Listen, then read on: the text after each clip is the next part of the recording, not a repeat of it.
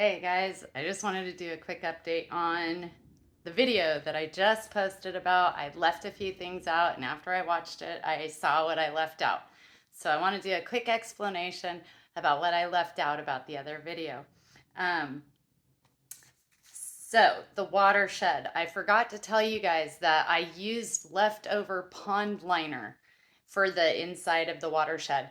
It was the play yard part of the rabbit hutch, so it only had chicken wire on it. And I wanted something that was waterproof and that would protect it from the sun and all of that stuff, but I didn't want to spend any money. And I couldn't go down and buy a sheet of plywood in my condition. So I just stapled pond liner on it. So that also may be easier for some of you if you don't have the saws and tools to go out there and do it with wood too. Also, so you know, Home Depot will cut things to size. So if you go there and you buy a sheet and you need it cut and, you know, 12 inches, whatever runs, they'll cut it down for you too. So, and you can take it from there when you get home with like a jigsaw or something. Um, but just so you know, but I didn't say that, but my whole thing was being able for everything to be like waterproof too, because I knew I was going to be hosing that area out. Which is another reason. I also wanted to say I used industrial strength Velcro for the to keep the waterers up against the wall so that there was no way for them to tip over onto the birds, because that would absolutely kill a quail. Um, so there's no way for it to tip over on the birds, but it isn't strapped in permanently. So if I need to take it out to wash it out, I can. So that industrial strength Velcro is no joke. I don't know if you guys have ever used it, but nothing's going anywhere if you have that.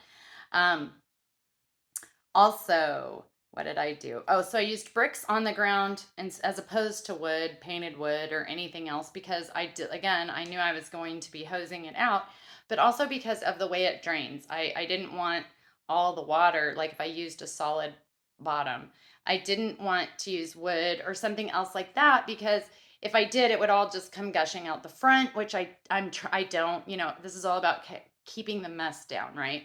So that was a bad idea. If I used bricks, the water could go in between the bricks and drain down into the planter. So that's why I used bricks as opposed to anything else for the ground. And you really want, I can't emphasize this enough. Um, Quail poop is, if it's not touching dirt, it does stink. And if it gets wet, it really stinks. Like some of the worst smell I've ever smelled in my life. So the fact that I could hose that down and the water just drains in between the bricks is a very big deal. Like I said, everything I did is from trial and error. Um, and then let's see what else. Oh, the waters. Oh, I did tell you how I attached those to the walls, and that's big. Those little birds are very small, so you will kill them with a water. You can even the ones that the big waters that you can use for chickens that they. It's not hard. Even when they're chicks, you got to be really careful about placing their waterers in their cages, because you won't see them. They're small and you can smash them. You can kill them with just the water and you won't even know you did it. So having that Velcro on the walls is a very good idea. Also, oh, I thought I should emphasize this.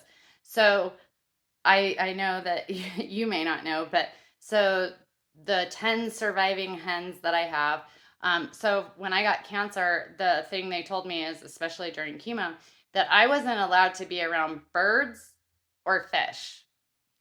I farm birds and fish because I'm on a micro homestead, because I'm in a HOA.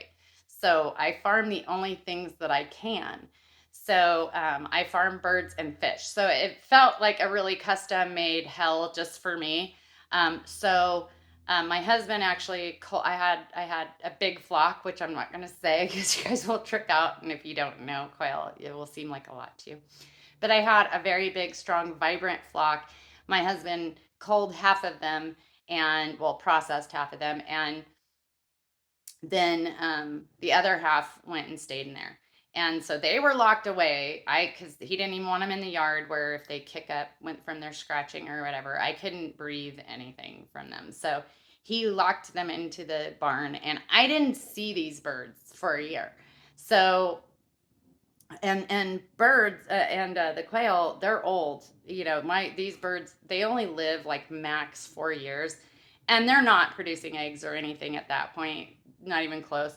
And so unless you have them for a pet, which if you're going to have a pet, I think there's other birds that might be better for that. But um, so unless you have them for a pet, I don't even see why what the purpose of a 4-year-old quail, if you even got them that far, would be. But um, so the ones that survived, because it was a year, the ones that survived, those 10 are like they made it through this whole ordeal, and they were the ones that finally could come back out into the yard and stuff. So it was a huge milestone to see them again, and especially that one celadon. She's an OG. She's my one that laid blue eggs, and she was the second hatch I ever did, which I think was 2 weeks after my first hatch because I was so excited.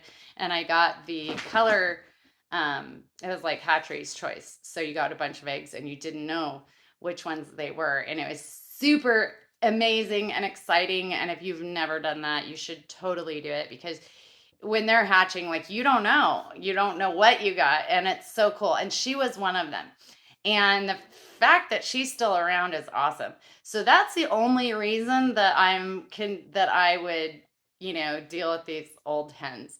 But they will be around. They earn their place, man. Anything that went through that hell and came out still, it's got a place on my homestead. So they will be all about the quail tractor. That will be their job. They will live out their days eating weeds and bugs, and so I'll have old ladies on my homestead.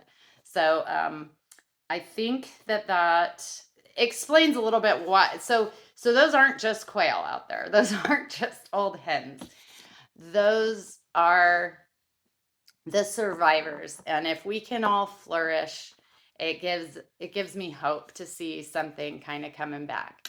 So talk to you guys later.